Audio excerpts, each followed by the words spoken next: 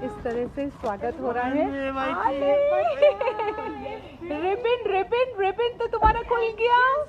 अले अले अले अले घर आ गई क्या? घर आ गए घर आ गए घर आ गए। देखिए इस तरीके से मोहल्ले के लोग स्वागत कर रहे हैं वाईटी का, बबली का। उनको समझ में आ गया बच्चों को कि घर आ गए। अरे बाबू आगे कैसा लग रहा है मैम? आगे बहुत अच्छा। वो देखिए वहाँ पे वो निमट रही हैं, वो घर आकर के पी पी कर रही हैं कि घर आ गए। वाह मेरा बच्चा गम गम गम गम। तो बोलू की गोदी में से ये अस्पताल से आते वक्त देखिए अस्पताल से आई हैं गुड़िया रानी, पूंछ हिला रही हैं। पूंछ हिलाने का सिलसिला इनका रुक नहीं रहा है। मैम कैसा लग रहा है इनके वापस आने पे? अच्छा लग रहा है, बहुत अच्छा लगा। ऐसे अपने खुद का बच्चा जैसे घर आ गया हो स्वस्थ होकर के। राइट। सो सर क्या मैम आप मुझे ये बताइए कि क्या हमारे शहर के जो प्रशासन है इस मुहिम डॉगिटाइजेशन मुहिम के जो प्रयास है, जो आवाज है, उसके लिए आप क्या बोलना चाहेंगे? देखिए मैं सिर्फ इसका एक लाइव एग्जांपल लूंगी जी।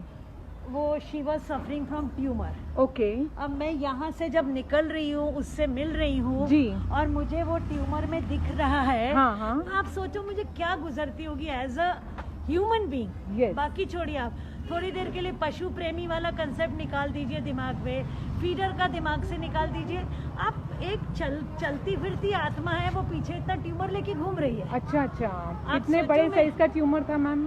काफी इतना बड़ा प्रोमिनेंटली। और मैं पिछले साल लॉकडाउन के दौरान एक को खो चुकी थी। हाँ। इसलिए खो चुकी थी कि उस टाइम कोई सर्जन अवेलेबल नहीं थे लॉकडाउन में।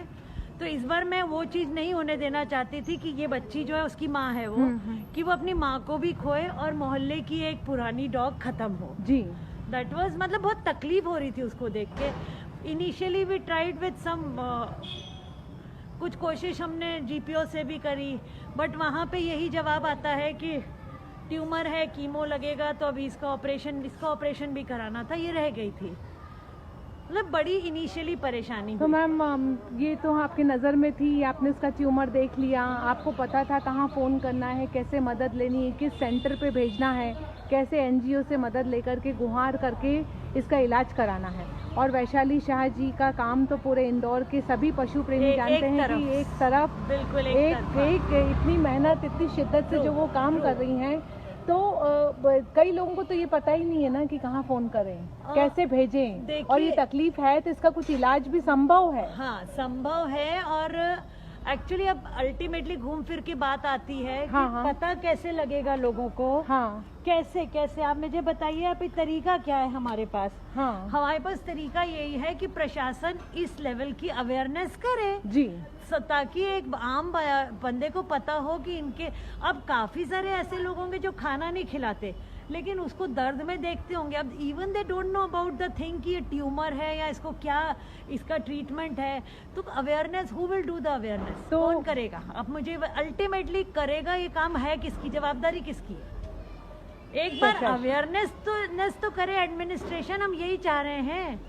मतलब अभी आपको नहीं मालूम, ये तो हमें दिखा, पता नहीं किस कोने में कितनी जगह कितने डॉग्स ट्यूमर वाले बैठे हुए होंगे। आप सोचिए, मालूम ही नहीं तड़प रहे होंगे, जिसको हम प्योर से शब्दों में बोले तो कष्ट में, वेदना में झेल के जीवन अपना किसी तरह काट रहे होंगे जी। अब आप उनकी सोचिए। इसका तो हमें मालूम था, हमें थोड़ी अवेयरनेस थी, हमने सोर्सेस करके एक मतलब क्या होता है, it's not easy for everyone.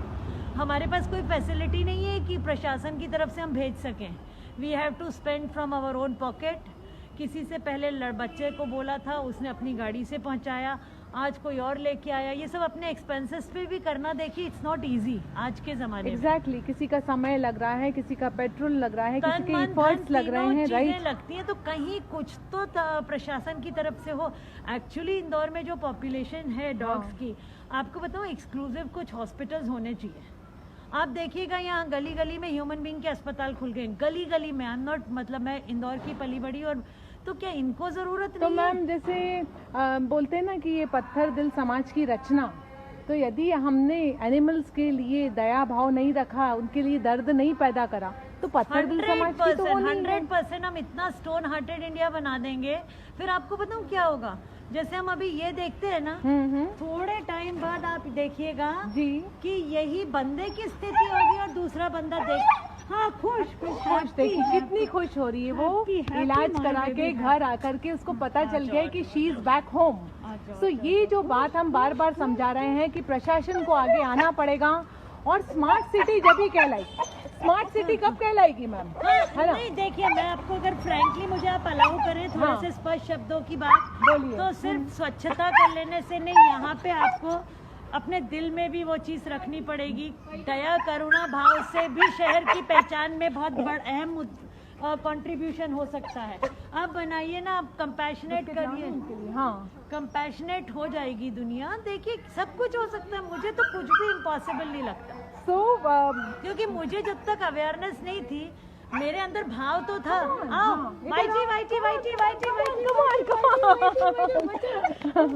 बच्चों, स्मार्ट सिटी सही मायने में तभी बनेगी जब लोगों के मन में इन जीवों के लिए दया भाव होगा। शहर में एनिमल हॉस्पिटल खुलेगा, शहर में एम्बुलेंस की व्यवस्था होगी ताकि एनिमल जो बीमार है उसका ट्रांसपोर्टेशन हो सके। हम इतना परेशान हो जाते हैं एट टाइम्स, अगर आपके व्हीकल अवेलेबल नहीं है तो ऑटो वाले भी we have to make sure, पहले उससे बात करनी पड़ती है, टू डॉग को ले जाएगा कि अब ऑटो में ले जाने के लिए यू नीड 2%, 2 वॉलेंटियर चाहिए, तो इट्स नॉट इजी। तो या तो फिर अगर एक एम्बुलेंस हो तो इतना मुश्किल तो नहीं है ना। तो मैम या तो फिर इस शहर का नाम होना चाहिए कि इंदौर स्मार्ट सिटी, यदि एम्बुलेंस के साथ है तो, और यदि एनिमल के लिए एम्बुलेंस नहीं है तो Indore smart but stone hearted city. Right? Exactly. So let us introspect ourselves. Let us be honest to ourselves. Let us not negate and neglect and say that we are not seeing it. If we are seeing it, we must establish the fact that yes, this is a living being around us, and we, the citizens of India, have to step forward and be a helping hand to every soul living around us. United we stand. Jai Hind. Jai Hind.